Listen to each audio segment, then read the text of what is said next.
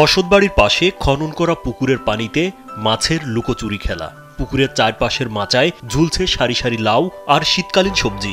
সমন্বিত এই কৃষি খামার করে চমক দেখিয়েছেন সিরাজ মহাজন। কঠোর পরিশ্রম করে কৃষি খামার দিয়ে সফল কৃষি উদ্যোক্তা হয়ে গেলেন।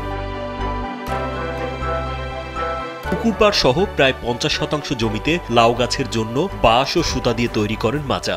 পরে কৃষি অফিসের পরামর্শে মার্টিনা ও গ্রিন ম্যাজিক জাতের শীতকালীন লাউয়ের চারা রোপণ করেন। চারা রোপণের 40 থেকে 45 দিনের মাথায় লাউ আসা শুরু হয় গাছে। বর্তমানে মাচায় ঝুলছে শত শত লাউ।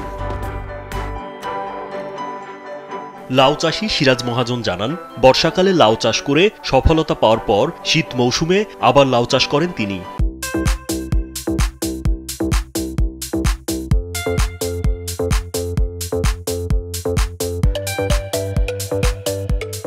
লাউ চাষে খরচ হয়েছে 20 থেকে 25,000 টাকা। এখন প্রতি পিস লাউ বিক্রি করছেন 60 থেকে 70 টাকায়। 1.5 থেকে 2 লাখ টাকার লাউ বিক্রির আশা তার। অফিসের পরামর্শ নিয়ে ট্রেনিং নিয়েছি, পরামর্শ নিয়ে আমি শীতের সবজি লাউ চাষ করছি। তাদের কাছে বীজ নিয়েছি, হাইব্রিড বীজ নিয়ে আমি আশা করি 1020 টাকার বেচছি। লাখ 1.5 টাকার লাউ বেচতে পারবো। স্থানীয়রা জানান, শীতকালীন লাউ চাষ করে তাক লাগিয়ে দিয়েছেন সিরাজ মহাজন। তার মতো কৃষি অফিসের পরামর্শ নিয়ে লাউ চাষ করার কথা জানালেন অনেকেই। সিরাজ মহাজনের লাউ প্রজেক্টে এসে আমরা শত শত তার লাউ দেখতে পেলাম। তজুমুদ্দিনে লাউর চাহিদা মিটিয়ে ভোলা জেলা সহ অন্যান্য জেলাতেই লাউ আশা করি ছড়িয়ে যাবে। এবং আমরা তরুণরা যারা আছি, আমরা তরুণরা আশাবাদী যে লাউ চাষ করার জন্য আগ্রহী। সিরাজ মহাজনের লাউ বাগান দেখে কৃষি অফিসের পরামর্শ নিয়ে এবং ওনার নিজের উদ্যোগে 50 শতক জমিতে যে লাউ বাম্পার ফলাইছেন, আমরাও আগামী দিনে আমাদেরও জমি আছে, জমিতে এই লাউর উদ্যোগ নিয়ে কৃষি অফিসের পরামর্শ মোতাবেক লাউর প্রজেক্ট করে সাফল্য হওয়ার জন্য চেষ্টা করব।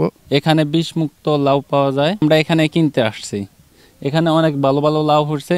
উপজেলা কৃষি কর্মকর্তা নাজমুল হুদা জানান, দিন দিন মাচা পদ্ধতিতে লাউ চাষ জনপ্রিয় হচ্ছে। তাই লাউ চাষ বাড়াতে চাষীদের নিয়মিত পরামর্শ ও প্রদর্শনীর ব্যবস্থা করা হবে। এখন শীতকালীন লাউ তাকে আমরা পরামর্শ দিয়ে করাচ্ছি। তিনি ইতিমধ্যে প্রায় 50,000 টাকা লাউ বিক্রি করেছেন শীতকালীন লাউ, এবং তার বাড়িতে আরো যে লাউ আছে আশা করা যায় তিনি প্রায় 2 লক্ষ টাকা লাউ বিক্রি করতে পারবেন। তার মতো আরো কৃষকরা যদি এগিয়ে আসে তাহলে এই তজুমুদ্দিন উপজেলা সবজি চাষে স্বয়ংসম্পূর্ণ হবে। বলছিলাম ভোলার তজুমুদ্দিন উপজেলার চাঁদপুর ইউনিয়নের মাহারকান্দি গ্রামের কৃষক সিরাজ মহাজনের কথা।